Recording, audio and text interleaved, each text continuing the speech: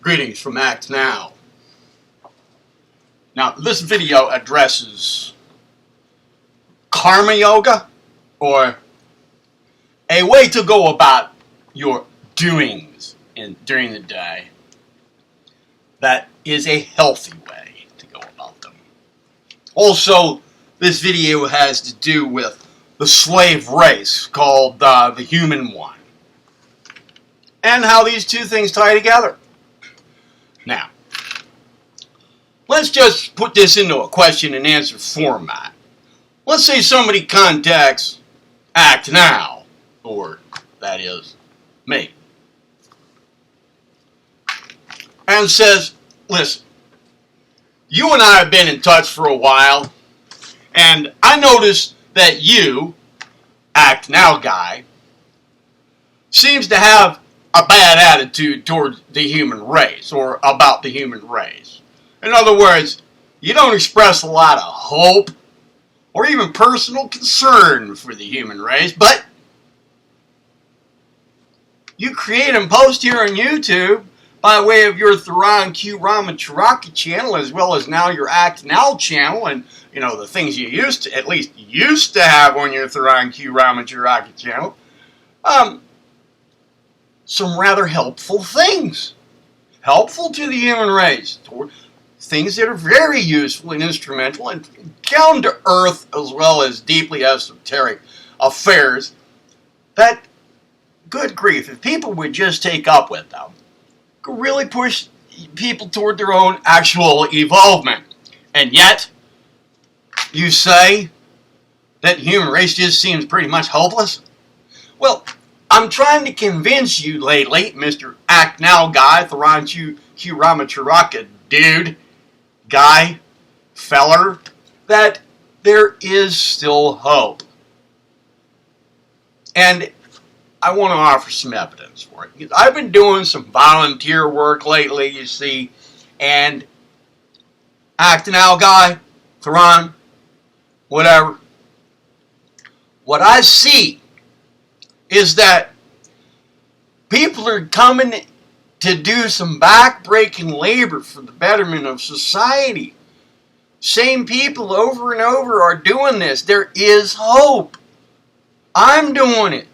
And there are other people doing it. And they're not just showing up once and then quitting. And I furthermore want to point out, my God, people are struggling.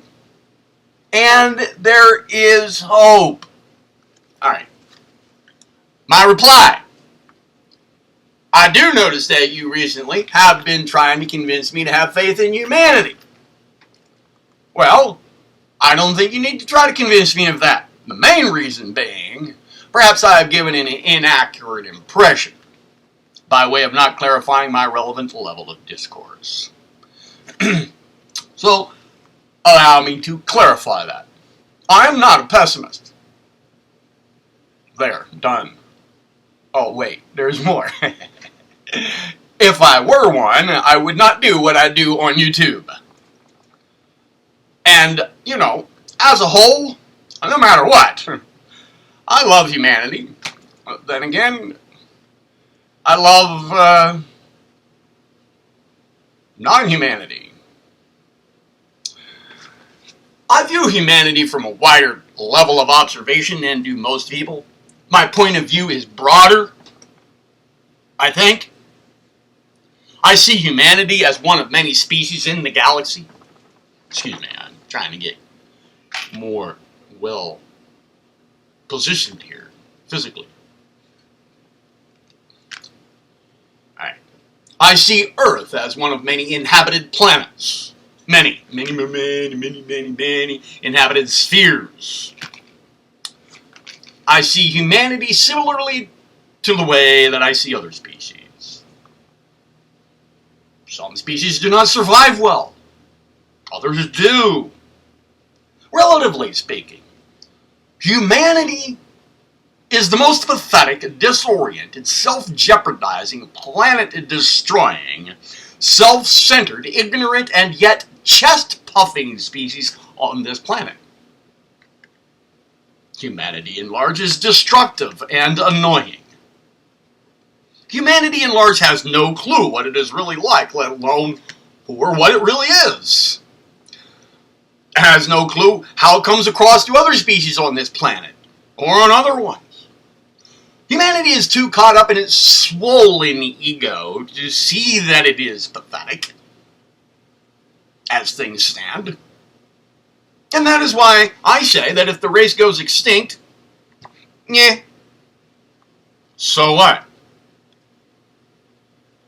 Whatever works best for the evolution of the planet.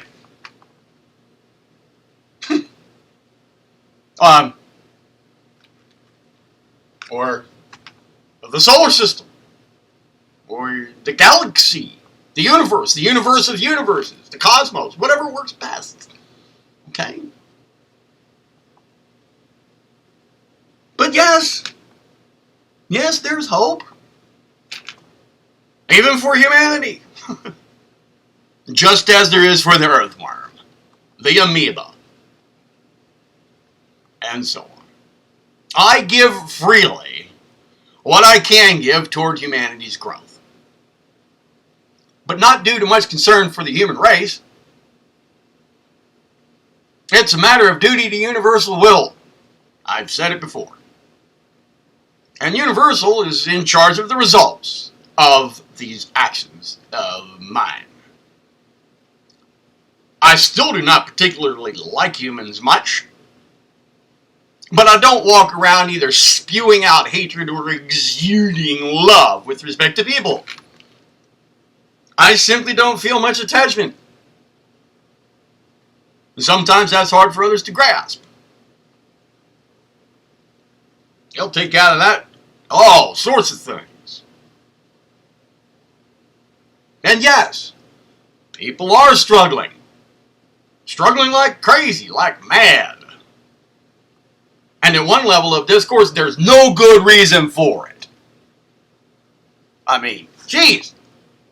Just one explication of that. When I was a kid, I was told that by the time I was 50, computers and technology would have made affairs such that humans wouldn't have to break their backs doing labor anymore. Nobody on Earth would have to. Nope, wouldn't be doing it. Not only wouldn't have to, just wouldn't be doing it. We would all be comfortable and well fed with good natural food.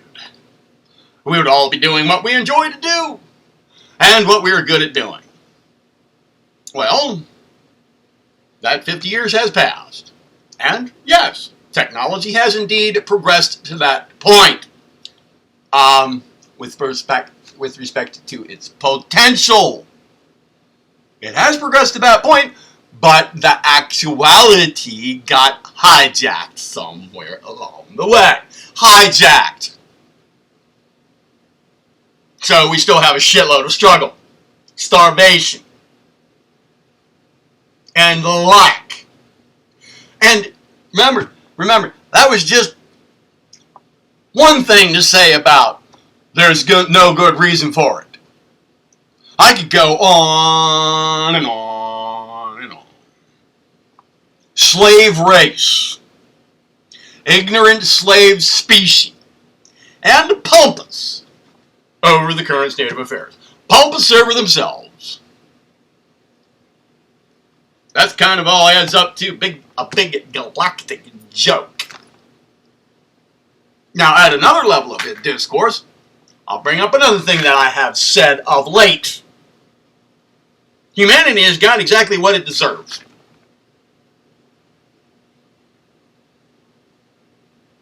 Now, maybe you would argue the point. I don't know. I mean, perhaps it sounds harsh. But the fact is this, and here is some bit of esoteric knowledge, grounded in de facto law. Every single thing has the circumstances that it both deserves and needs. Nothing happens without sufficient reason and efficient cause. Nothing. Period. If saying that humanity has got exactly what it deserves sounds harsh, appears to be harsh, Well, it's worth me pointing out that the seeming harshness is no reflection of some attitude I have. It's a reflection of humanity's state of affairs. I'm not harsh about it. Humanity is harsh on just about everything it touches. And then there is the equal and opposite reaction. Deserved. How could it be any other way? Nothing happens without sufficient reason and efficient cause.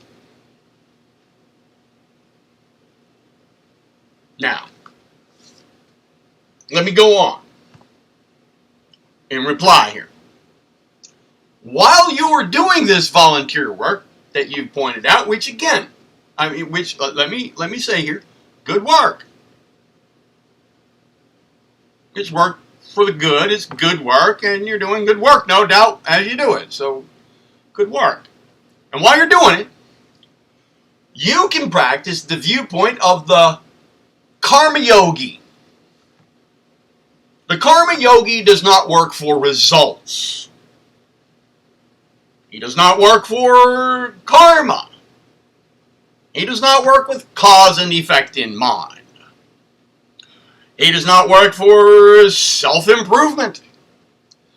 He does not work to help others.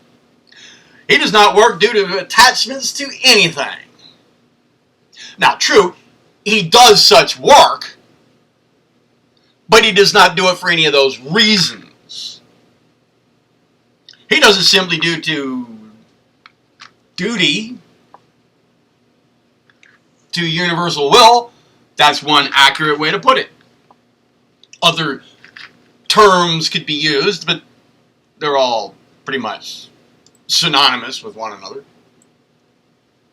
And while it is true that insofar as he does it, or does his actions due to duty to universal will, while it is true, right, that insofar as he does what he does, due to duty to universal will, then if all these potential outcomes, like self-improvement, karmic influence,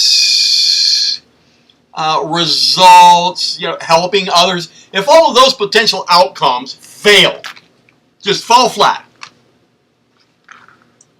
he can still freely keep on doing what he's doing. Because he's not doing it for those. He does not do what he does even because of that dynamic. That is, so that if all those things fall flat, he can still keep on doing what he's doing. He doesn't even do what he's doing due to duty to universal will for that reason. In other words, even that way of thinking is result relevant.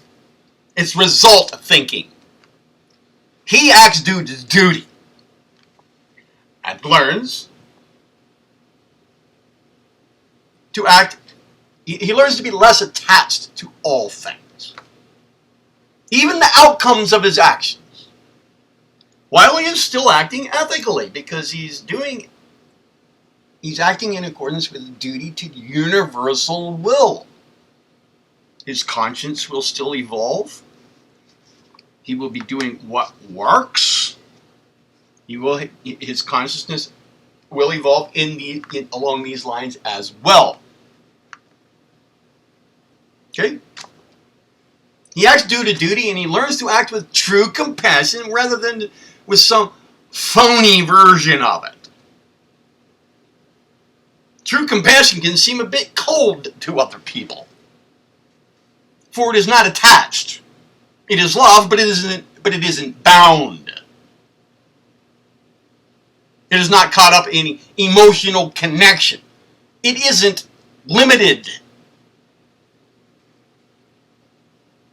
He can act the same with respect to earthworms as he can with respect to humanity. He can act with respect to humanity the same as he acts with respect to earthworms. He can act his best and then move on. And if his ego does now and then get involved, his false ego, in any way, he can move past that more quickly, for he has practiced that for such rainy days. And you, doing volunteer work here, as you suggest, are in a good position to practice this perspective. A difficult position for practicing it, yes, because you are volunteering and you are seeing the struggle. But it's a great position for practicing this perspective because you are intimately involved in this kind of... You can see what's happening right in front of you. That makes it a little difficult. It also makes it easy to get to in another way. All right? You can practice this whole perspective. And if you do so seriously, it can lead you to come to some deep considerations for some numbers of years. It can also lead you to some detachment from karma itself, toward balance of karma, toward rising above its crest, riding upon its crest, toward rising above attachment to earth incarnation. But of course, if you engage in this perspective for that purpose, then it won't work. One must actually engage in this perspective to actually be engaged in this perspective. There is no such thing as faking this. Now, let's say in this dialogue, in this interlocution, I am then asked, given a comment in reply, and then asked another question. The comment has to do, let's say, the feedback comment addresses the karma yoga part, and the question addresses the slave humanity part. The comment is, well, that's really hard to do. I would love to do that because I don't really want to come back here. I don't want to come back on Earth at all. I've been saying that since I was a child for some reason or other. And I didn't really understand what I was saying or why I was saying it. But I would be glad. So, volunteering while losing attachment to all karma would be extremely difficult. And ignorant slave species and pompous over the conditioning galactic joke, what exactly are we slave to? What do you mean by this? What exactly are we slave to? And are they or it even human? What? Explain. Alright. Then in reply. Here we go. Reply. Actonal's reply. Here it is. Your karma yoga comment and your question about slave to what and are they even human are justified. Well justified. The comment and the question. Now, I have to bear in mind here that my replies can create overload.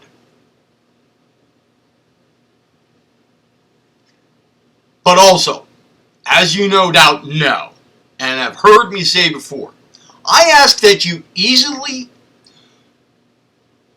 and focusedly attend to the feeling, the meanings of my words here. Focus. I mean, like right now. Focus on feeling.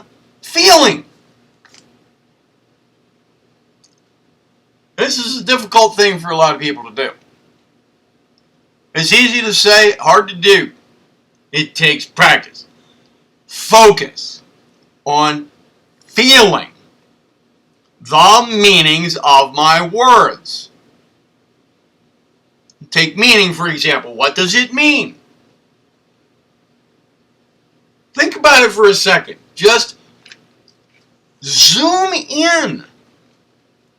Mentally attend for a moment here. The meaning of the word meaning. And when you get a little sense for it, just kind of feel it. Feel it. It will create a slight change in your energy. Some little aspect of your energy will change as you do this. I just want you to feel that. Feel it happen. That's all. I'm not asking for something for you to grasp for something that has never happened before in your life.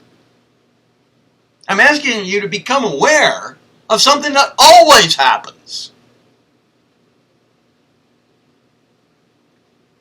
You consider the meaning of just the word meaning. As you're doing it, as a little awareness of that occurs, that in itself is an energy change. I just want you to feel that. Feel it happen. It is happening. I just want you to feel it. A little bit. That's all. I'm not asking you, like I said, I'm not asking you here to search and grasp for something entirely new in your life. No, the only thing new would be feeling it.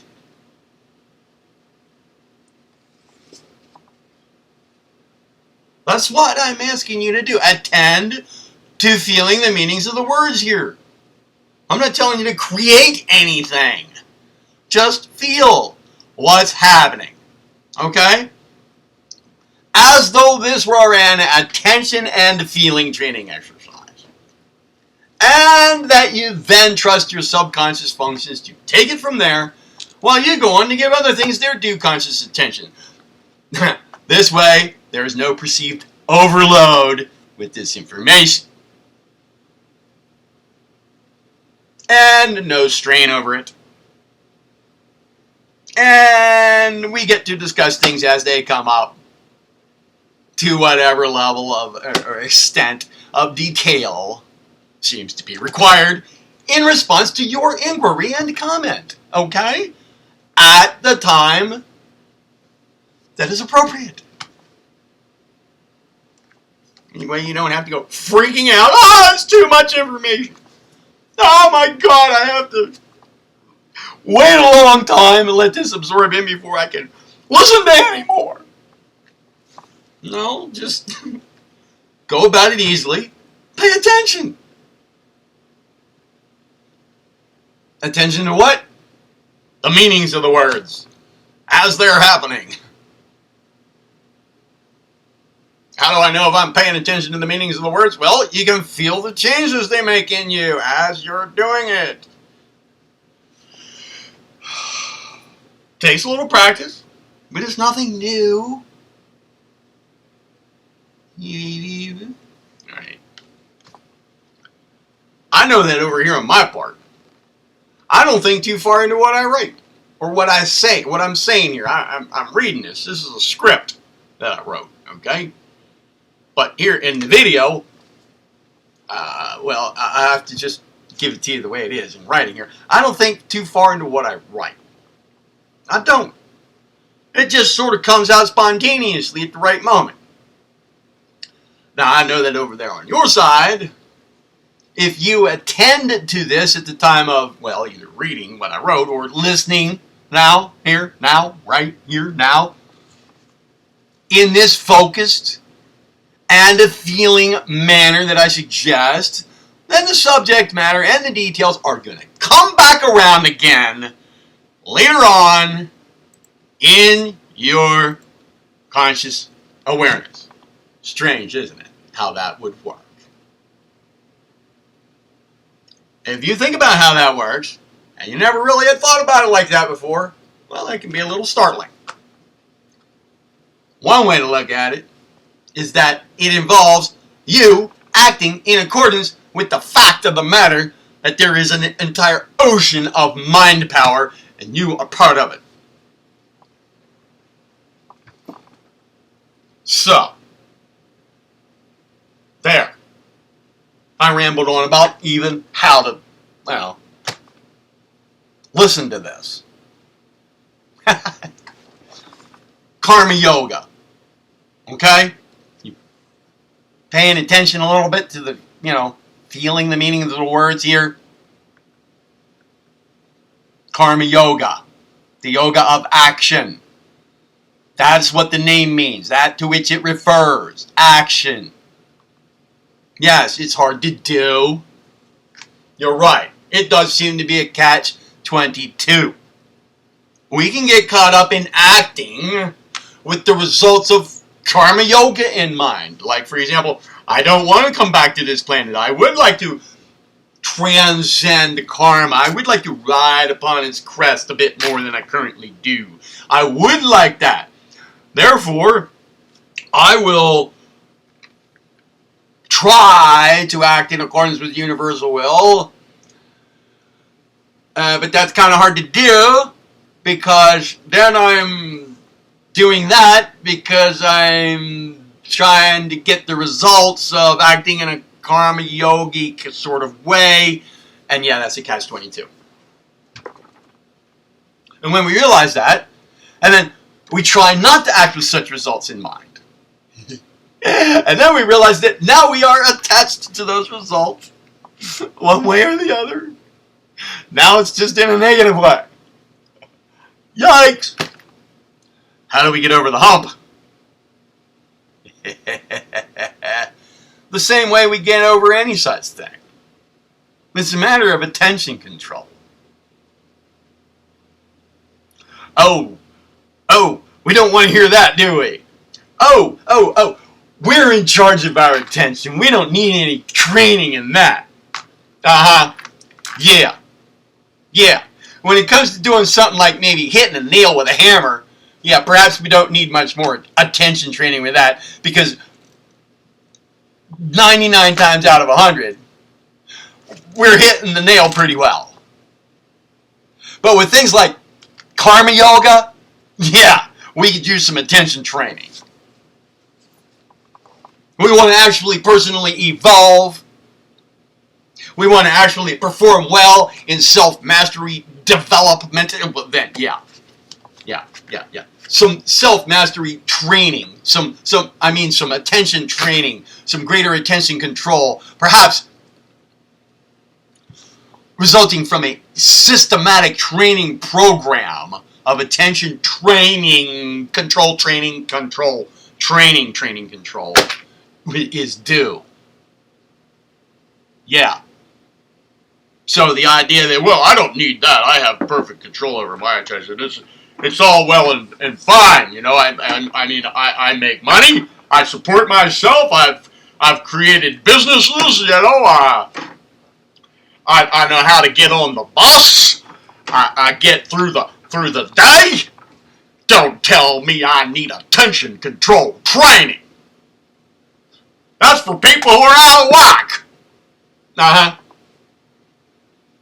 Yeah, well, I hear that a lot from people.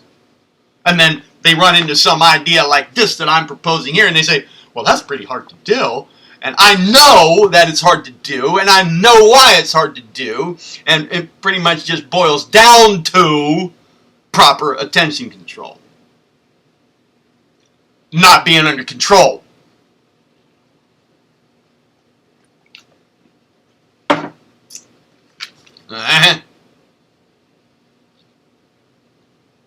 At one level of discourse, it is a matter of attention control.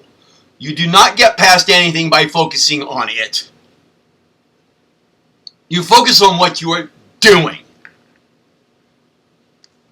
Here, that's the answer.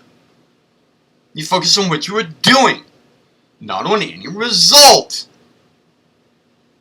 And what we were addressing right here immediately here was the result of karma yoga itself. How do you get past that hump? You focus on what you're doing, not on any result. Why? Because you're doing what you're doing due to duty to universal will, and that isn't a result. That is a reason. That is duty. I didn't say, I do what I do to harmonize with universal will, or anything like that. I just said duty. Duty to what? Universal will. And yes, it's difficult. With practice, one slowly transcends attachments to things. One slowly acts selflessly, or increasingly selflessly, toward the betterment of humanity without feeling attached to the action or to its object. one opens more to the flow of universal will and slowly loses false ego in connection with it. One gets a bigger picture, inevitably. One can act more easily. You can even come to a point of having a coworker say to you, "Wow, you really care about people, don't you?" And you might reply, "I don't know, I don't really feel too strongly about people one way or the other." Which might make you seem like a liar, or a fraud, or maybe even a sociopath to people who are more slave to their karma and to their emotions than are you by then. Which brings me to your question, slave to what? Are they even human? What do you mean, slave humanity? Ignorant slave humanity. What do you mean? Okay, now, addressing that. It depends upon level of discourse. At one level, slave to false ego. At another, slave to individual minds, one's individual mind's thoughts, emotions, appetites, passions. At another level of discourse, slave to low frequencies. At another level of discourse, or slightly different point of view at that same level, slave to addiction to such. To all of those. At another level of discourse, slave to mental suggestions and inductions and influences. Totally slave to those. At another level of discourse, slave to predator, parasite, psychopath people. Predatorial, parasitic, psychopathic people. At another level of discourse, slave to gangbangsters. And at these couple of latter levels of discourse, and the objects that I have mentioned at those levels, if we back up at least far enough to see the planetary picture, a disgusting view slowly comes into focus. Disgusting. One that becomes increasingly clear. And in time, a little less disgusting as one loses some attachment to it. It's the view of a massive support structure for a few master manipulators. A support structure, the history of which shows a trend of increasingly fine-tuning. The picture cannot be seen all at once. It's too pervasive and integral. It is a perceptual thing here. Not a matter of whether it's actually there to be seen, but a matter of actually perceiving it.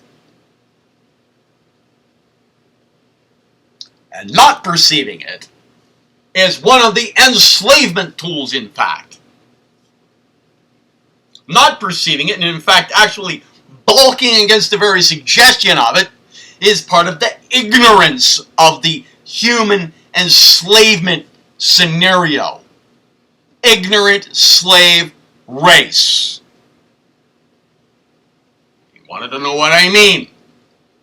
Here's one level of discourse about it.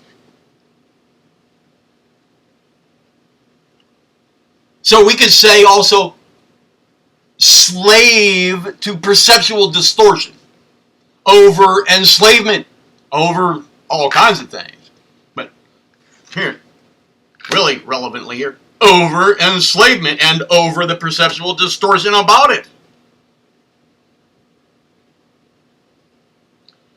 We could also say slave to laboring for others' survival. The very fact that we live on money that at no time belongs to us in the first place.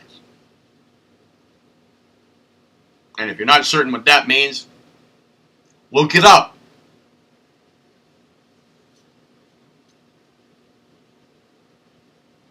do some homework about it, or just take my word for it. It does not belong to us. It is not our money. Never. I'm not just talking about some esoteric notion. I'm talking about whose paper and what that paper points to,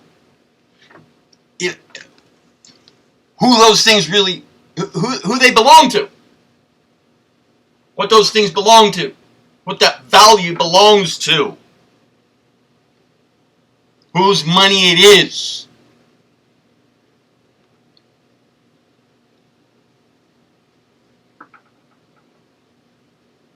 The very fact that we live on money that at no time belongs to us in the first place, and that we then pay to get, pay to borrow, and pay to use. And that we do all of that with physical bodies that on this planet are not legally ours, but rather legally are sold on a stock exchange at a value of approximately $6 million that don't belong to us. And considering that humans are legally defined as monsters that do not have the right to own property, just these couple of things alone point to slavery in so many ways that it makes one feel sick for a moment. At another level of discourse, slave to entities that aren't even human, some of which are not even physically visible to us. Need I continue? Or perhaps that is enough for the moment.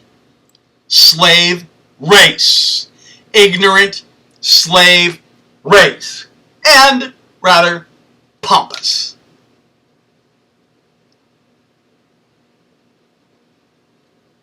Slave to whatever beings want this planet's resources. How about that one? Slave to labor. Slave to consciousness hijacking our own selves. Acting as our own mind police over each other. To keep our perceptions in slave tuning.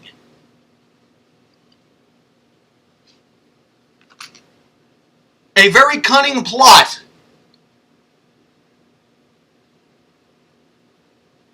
And then also, slave to false teachings and dogmas that pretend to offer a way out. Although not clearly stating what that way is out from.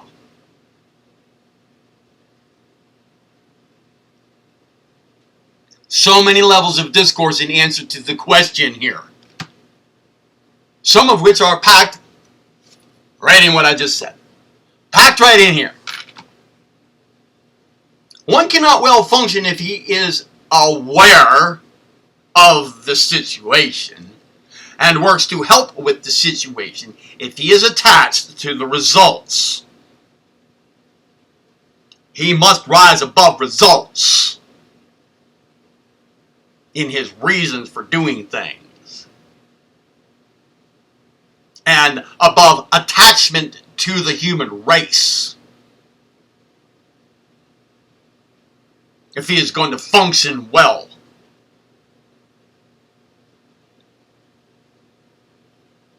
If he is trying to, if he really wants to help the situation, he has to stop trying to help and just do the actions without attachment to the results.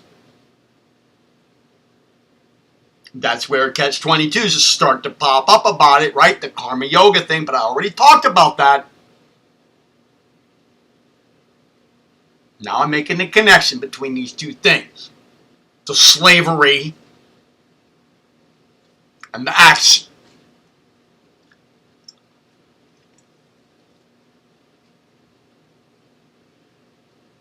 He must rise above results and attachment to the race. He must step up and out from there, lest he become overwrought with grief, anger, hatred, despair, overwhelm, desire to do more, and so on.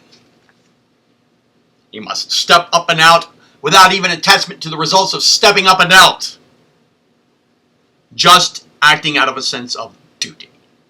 Not even duty and fuck all the rest. No, I did not say that. I said just duty. Dutiful focus on present action and openness to the flow of universal will. Centered in the true self. And rooted in the absolute. I've said it all before. I've now said it all again. In a somewhat different context. Although the context has come up before too. It's the same stuff over and over. And just like I said, none of this is overwhelming if you just focus on feeling the meanings of the words and then trust your subconscious mind to take it from there while you consciously go on to focus and give due the other things their due attention. And then all of this will swing back around into your conscious awareness at some other time. Just like here. Because it's all been said before. Right here on my channel. Right on my other channel.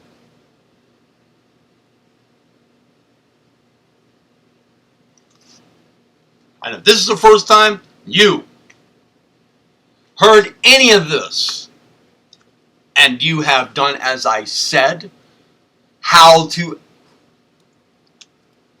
sense and perceive this information, how to let it in, if you have done as I suggest, it will come back around for you. It'll either rise up in your own conscious awareness, or it'll be triggered by something else from outside, or it'll just plain old be said to you again. And you will know it.